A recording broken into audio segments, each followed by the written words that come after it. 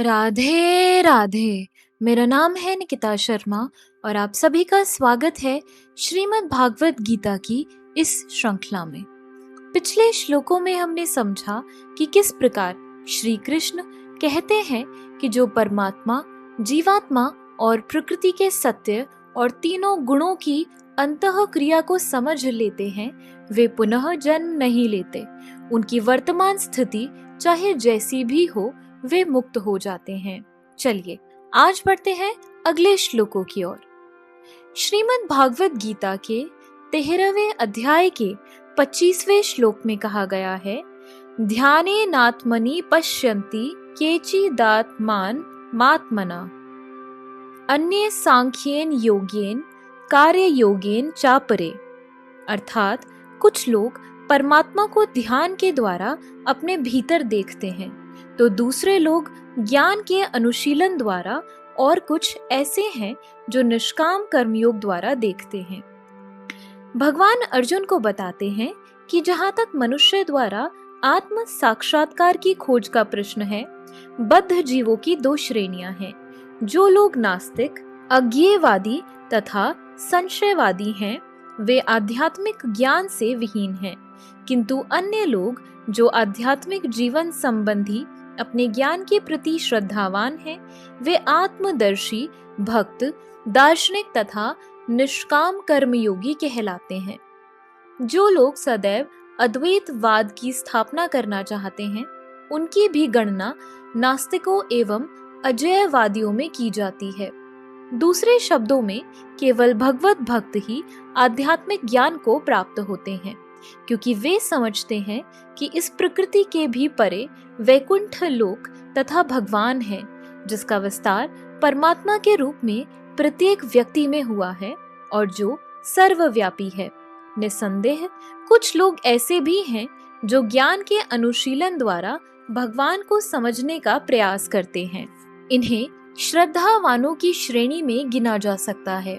सांख्य दार्शनिक इस भौतिक जगत का विश्लेषण 24 तत्वों के रूप में करते हैं और वे आत्मा को 25वां तत्व मानते हैं। जब वे आत्मा की प्रकृति को भौतिक तत्वों से परे समझने में समर्थ होते हैं, तो वे यह भी समझ जाते हैं कि आत्मा के भी ऊपर भगवान है और 26वां तत्व है। इस प्रकार वे भी क्रमशः कृष्ण भावनामृत की भक्ति के स्तर पर पहुंच जाते हैं। जो लोग निष्काम भाव से कर्म करते हैं, उनकी भी मनोवृत्ति सही होती है। उन्हें कृष्ण भावनामृत की भक्ति के पद तक बढ़ने का अवसर दिया जाता है। यहाँ पर यह कहा गया है कि कुछ लोग ऐसे होते हैं जिनकी चेतना शुद्ध होती है और वे ध्यान द्वारा परमात्मा को खोजने का प्रयत्न करते हैं, और जब वे परमात्मा को अपने अंदर खोज लेते हैं तो वे दिव्य पद को प्राप्त होते हैं। इसी प्रकार अन्य लोग हैं जो ज्ञान के अनुशीलन द्वारा परमात्मा को जानने का प्रयास करते हैं। कुछ ऐसे भी हैं जो हठ योग द्वारा अपने बालकों जैसे क्रियाकलापों द्वारा भगवान को प्रसन्न करने का प्रयास करते हैं। 26वें श्लोक में कहा गया है, अन्ये त्वेव मजानन्त श्रुतवान्येभ्य उपासते ते अपि चाति तरन्त्येव मृत्युम श्रुति परायणः। अर्थात ऐसे भी लोग हैं जो यद्यपि आध्यात्मिक ज्ञान से अवगत नहीं होते, पर अन्यों से परम पुरुष के विषय में सुनकर उनकी पूजा करने लगते हैं। ये लोग भी प्रामाणिक पुरुषों से श्रवण करने की मनोवृत्ति होने के कारण जन्म तथा मृत्यु के पथ को पार कर जाते हैं। यह श्लोक आधुनिक समाज पर विशेष रूप से लागू होता है, क्योंकि आधुनिक समाज में आध्यात्मिक विषयों की शिक्षा नहीं दी जाती। कुछ लोग नास्तिक प्रतीत होते हैं तो कुछ अजैयवादी तथा दार्शनिक, लेकिन वास्तव में उन्हें दर्शन का कोई ज्ञान नहीं होता। जहाँ तक सामान्य व्यक्ति की बात है, यदि वह पुण्यात्मा है तो श्रवण द्वारा प्रगति कर सकता है। यह श्रवण विधि अत्यंत महत्वपूर्ण है। आधुनिक जगत में कृष्ण भावनामृत का उपदेश करने वाले भगवान चैतन्य ने श्रवण पर अत्यधिक बल दिया था। क्योंकि यदि सामान्य व्यक्ति प्रामाणिक स्रोतों से केवल श्रवण करे तो वह प्रगति कर सकता है।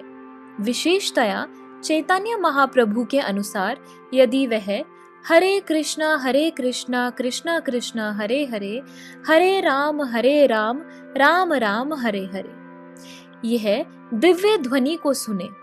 इसीलिए कहा गया है कि सभी व्यक्तियों को सिद्ध पुरुषों से श्रवण करने का लाभ उठाना चाहिए और इस तरह क्रम से प्रत्येक वस्तु समझने में समर्थ बनना चाहिए। तब निश्चित रूप से परमेश्वर की पूजा हो सकेगी। भगवान चैतन्य महाप्रभु ने कहा है कि इस युग में मनुष्य को अपना पद बदलने की आवश्यकता नहीं है, अपितु उसे चाहिए कि वह मनोधार्मिक तर्क द्वारा परम सत्य को समझने के प्रयास को त्याग दे। उसे उन व्यक्तियों का दास बनना चाहिए जिन्हें परमेश्वर का ज्ञान है। यदि कोई इतना भाग्यशाली हुआ कि उसे शुद्ध भक्त की शरण मिल सके और वह उससे आत्म साक्षात्कार के विषय में श्रवण करके उसके पद चिन्हों पर चल सके, तो उसे क्रमशः शुद्ध भक्त का पद प्राप्त हो जाता है। इस श्लोक में श्रवण विधि पर विशेष रूप से बल दिया गया है और यह सर्वथा उपयुक्त है। यद्यपि सामान्य व्यक्ति तथाकथित दार्शनिकों की भांति प्रायः समर्थ नहीं होता, लेकिन प्रामाणिक व्यक्ति से श्रद्धा पूर्वक श्रवण करने से इस भव सागर को पार करके भगवत धाम वापस जाने से उसे सहायता मिलेगी। तो इसी के साथ हमारे आज के श्लोकों की वीडियो समाप्त होती है। अगर आप सभी लोग श्रीमद् भागवत गीता की इस श्रृंखला में हमारे साथ हैं, तो हमें अपने विचार कमेंट सेक्शन में जरूर बताएं और इस वीडियो को अपने परिवारजनों और मित्रगणों के साथ जरूर शेयर करें, ताकि उनके जीवन में भी इस सुंदर ज्ञान के आगमन के कारण कोई बदलाव हो सके। तो चलिए मिलते हैं अब अगले श्लोकों के साथ एक नई वीडियो में।